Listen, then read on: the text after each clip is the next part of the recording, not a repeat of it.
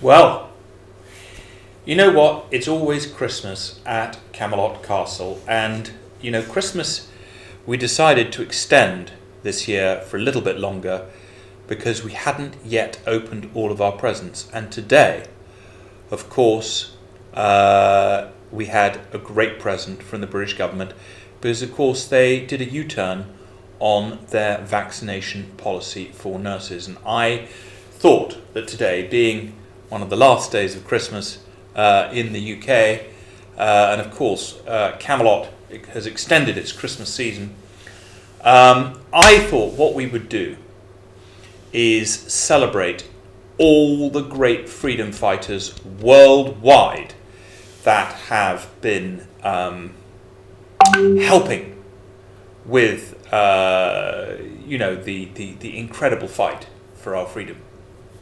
Now, why is freedom important?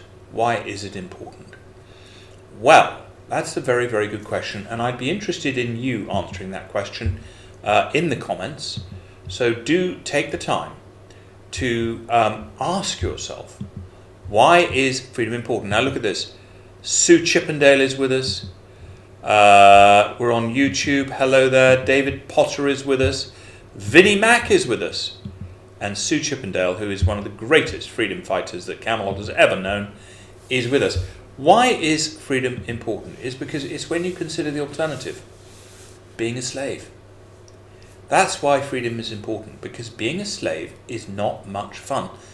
As the slaves found out in Egypt, as they found out in America where they had slaves, as they found out in England where, of course, a number of the great families here built their fortunes on slavery. But it wasn't much fun for the slaves. Now, in this country, we've always had freedom. Ever since I was born in this country, we've had a very free country. But recently, we have had a little bit of a taster of slavery. We have had a little bit of a taster of it. So I'm going to give each and every one of you the best possible piece of advice that I could ever give anybody that is a literate human being, and that is, if you have a moment, get hold of the book Dianetics by L. Ron Hubbard and read it from cover to cover, because this is the book that will assist you in keeping your mind free. Number one, in freeing your mind if you've been brainwashed in the first place, and in keeping your mind free in a culture which actually is out to get you. David Hodder's stream has settled okay now. Good evening, John. Good evening, good evening, good evening. Lovely to see you all. Please do share this. I have not been broadcasting for a while. Sue Chippendale says, our children and grandchildren are relying on us to keep their freedom. Yes, they are, Sue. And can I just, Sue, take a moment to personally thank you and all of your friends, the great Camelot Castle freedom fighting team, for every single thing that you have done, for every single message that you have forwarded, for every single situation where you have forwarded the message of freedom. So important. So your job today is, if you haven't read Dianetics, go and get yourself a copy. You can get a copy on Amazon. Dianetics by L. Ron Hubbard.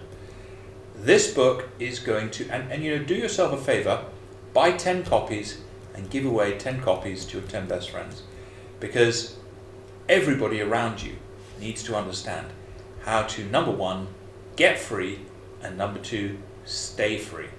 See, there's one thing getting free, and there's another thing staying free. Anyway, from being criticized for months and months and months and months and months for calling out various different medical protocols and so on and so forth, I've been banned and so on and so forth. Now I've been approached by some journalists, very respectful, and they want to do an interview, and all very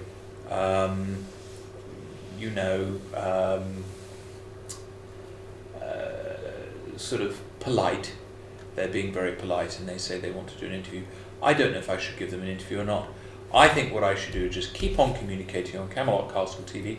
I think I might extend Christmas this year for another 2 weeks. I'm not quite finished with this Christmas tree behind me.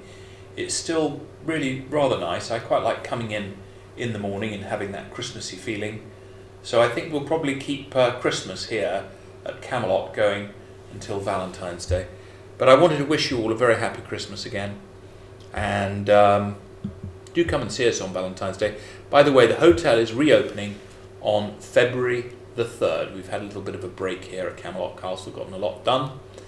But we are reopening on February the 3rd, and it would be lovely to see you all. So do make sure I apologise for those of you that have been trying to book into Camelot and you haven't been able to book in. But we do have an awful lot of freedom fighters and people who appreciate our position and what we've had to say over the last few months. So it's very nice indeed. And actually what I'm finding is I don't know what you found, but a lot of people out there,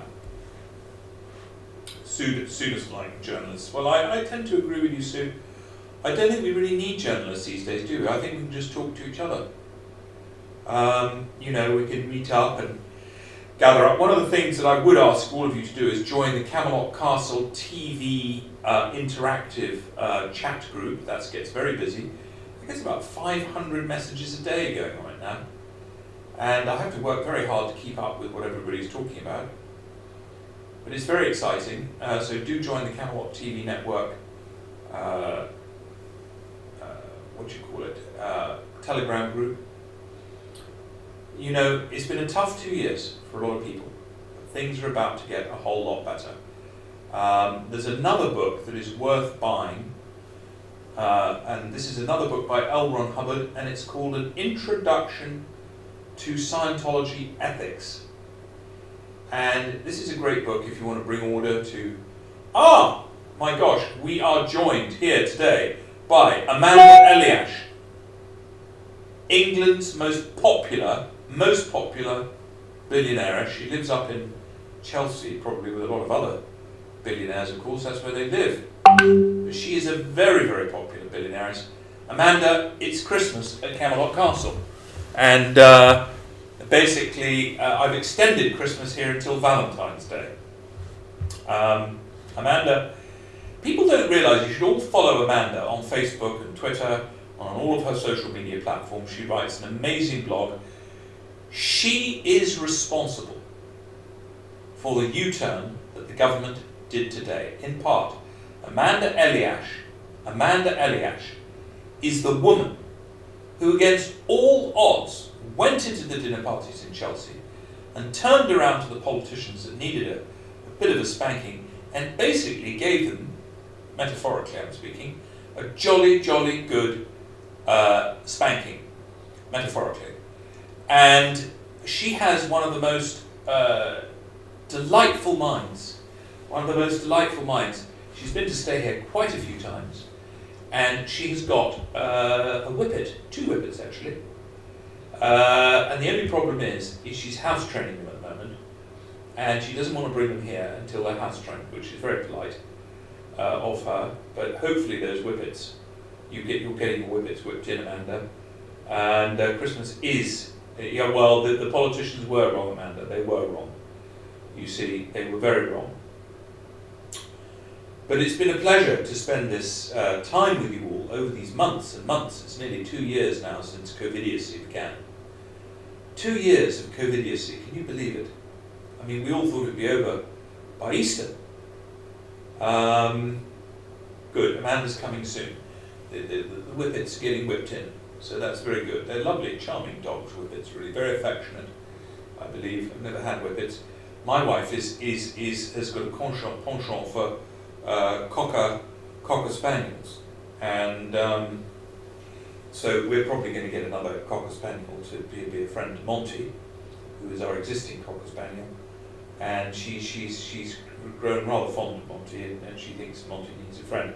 So if anybody out there knows of a very, very beautiful Cocker Spaniel that would like to be spoiled to death, probably get a bit of good shooting in at the same time, do let us know, because we are looking for a nice Cocker Spaniel, and it's not easy to find a good dog. Amanda will tell you she took a long time to find her whippets.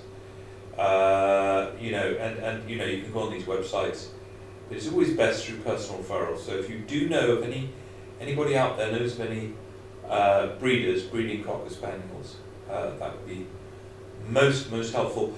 I'd love to tell you that we've been quiet here during the period of time the hotel's been closed. We couldn't have been busier. We couldn't have been busier. Of course, the entire freedom movement has been ignited by you all, and you've now inspired the truckers in Canada. Apparently there are trucker movements beginning in France and Germany, and this is all what you've done. That's you, the freedom fighters of England, the people that would rather not be slaves. You see? It's a choice, isn't it? Are you going to be free in the mind, free as a spirit, or are you going to be a slave? Amanda has a penchant for truckers. I think everybody loves the truckers.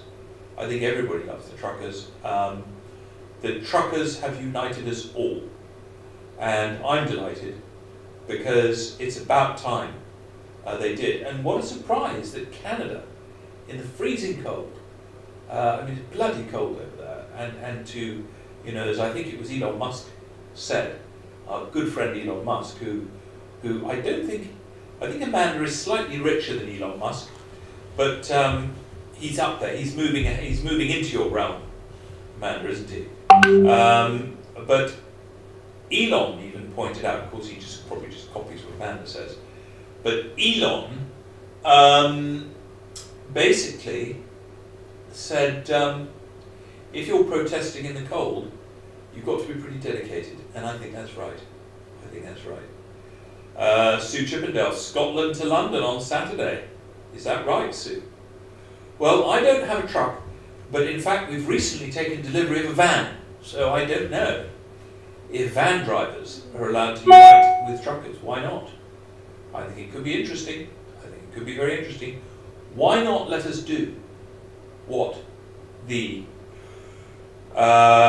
rich in mind and spirit? Yes, he's getting up there. He's not as materially wealthy as you, but he is rich in mind and spirit as Elon Musk. You know, he soon, Amanda, I'm hoping that he will have evolved to your level, but the problem is with that, of course, you will continue to advance. So, in our world, you will continue your supremacy within the enlightened ones, and long may that continue, you know. It is very, very exciting, very, very exciting, isn't it, Amanda, to see all of these COVIDians in Chelsea, and in some of them even in Fulham, some of them even in Belgravia. They are having to change their minds, and they're having to eat a good old portion of humble pie. Humble pie. Now, what a good thing to be eating from our point of view, you know, to see these COVIDians eating their humble pie and munching it down. Because there's a lot of it to eat out there, a lot of it to eat. And they are waking up. I'm waiting for the first real bona fide apology, you know. Some of those newspaper-owning friends of yours, Amanda, I think owe you a socking great big apology. But will you get it? This is what I want to know. Will they come up to you and bow down to you and go, Amanda, oh goddess, you were right all along, and I, idiot, COVIDiot that I am, was completely wrong, and what can I do by way of compensation? You know, what will they do that, Amanda? You see, I don't know. There's quite a lot of people out there that should, and they know they should, and they're doing nothing. They're like silent Trappist monks. William Duffy question: are the countries whose populations have received the fake vaccines in high numbers, are they being opened back up? But the countries, I can't really comment on that. Amanda says, I don't think so. I'm a conspiracy theorist. Amanda, you are a seeker of truth. You are a seeker of truth. You don't have to have an apology. I know you don't have to have an apology, and I know you're not asking for an apology. But it would be nice, and there's one particular lady whose name begins with C, and I think she should apologise to you. I do. I won't say any more about this young lady, but I do think she deserves an apology. I do think you deserve an apology from her. And there's a number of people out there that, are munching away on their humble pie. They probably have to gobble it up in the loo in hiding. They probably can't eat it publicly. But there we go. As I say, for those of you that have just joined us, as you will notice in the background, we still have our Christmas tree up, and it is still Christmas at Camelot Castle. We've decided to extend Christmas to Valentine's Day, and Amanda says yes, but she did not think our way. Very few people do think your way, Amanda, and very few people think the way that I think. But you know what? That's not our fault. It's not our fault.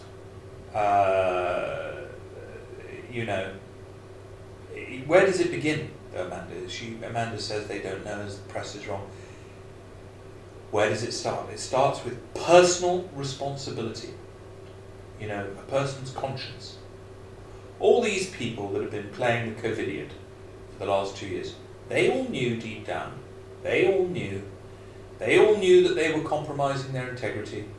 They had a feeling. In the same way as a little boy knows if he goes into his grandmother's purse and nicks a Murray Mint, he knows. He shouldn't really be doing that. So Amanda says we're against the press barons. Well, us mere mortals are against the press barons, Amanda, but in your case, you run the press barons and they are terrified of you. Ben McCarthy's with us. Hey John, hope you're well. Ben, lovely to see you. Derek Simons, good on you, John, for your Christmas tree. I think people don't put their Christmas decorations up early enough, and we wanted to, in fact this is last year's Christmas decorations, but I'm thinking, when we take this Christmas tree down around Valentine's Day, what about putting up our Christmas decorations in about May? Really getting into the Christmas spirit around May. And then by the time Christmas actually arrived, we'd really been building some momentum up. So I don't know what you think. When should Christmas decorations go up? I know a lot of people would say that was a commercial approach, and that one is just trying to, milk the commercial aspect of Christmas. But really, in my case, it would not be. It would just that I have, a penchant for Christmas. Christmas decorations with red hearts. Well, we had red hearts in the Great Hall, Amanda. This Christmas tree is for the blue room, and so it has blue hearts and it has white hearts on it. But we have each of the Christmas trees. We actually have 6 Christmas trees at Camelot. 6 Christmas trees. We're joined by Antonia Pinheiro. Hello, John from Portugal. Shane Lee, Merry Christmas all year long. Absolutely. Why would we celebrate the birth of a loving Lord one day a year? Why would we do that? Why would we not celebrate the birth of Christ all year long? So I would rather have one day off from Christmas, but then celebrate Christmas all year long. Now, should this become a campaign? I mean, if we can get people in this country to wear masks in supermarkets, and to surely we can get them to start putting their Christmas decorations up in May, to celebrate the birth of Christ. Shane Lee says Merry Christmas all year long, and I agree with that. I agree. What do you think, audience? Should we start to celebrate Christmas in May, which would give us here, because if we take our Christmas tree down on Valentine's Day, or maybe Easter. Maybe we should keep it up till Easter, because that really is the, special time too. It just seems a shame not to be celebrating the good things in life. I think we're so good at putting our attention on the negative, you see. And those of you that are watching here now... Oh, this is my dear wife calling. Hello, darling. I'm just doing a live broadcast on the Camelot Tv. Okay. That's okay, darling. That is she who must be obeyed. Calling me on the telephone. It's been lovely visiting you. I just wanted to say hello. Fantastic. Thank you to all your freedom fighters out there. We did it. We got the government of England to do a U-turn on the mass vaccinations of the national health workers. They will now not be fired, and that's thanks to you. That's thanks to all of your efforts. That's all thanks to the communications that you've been putting out there. And you do realise that some people would have died as a result of getting incorrect medicine. So do give yourself a little bit of a clap on the back. Well done, goodbye, and Merry, Merry Christmas to you all.